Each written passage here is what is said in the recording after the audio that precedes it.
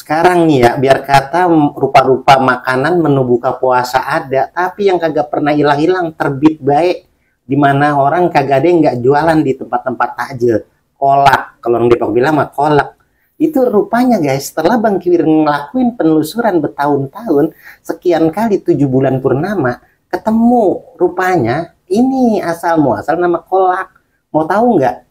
Kolak, kalau orang Depok menyebutnya kolak ya. Itu orang dulu kalau puasa kan nahan emosi, jengkel.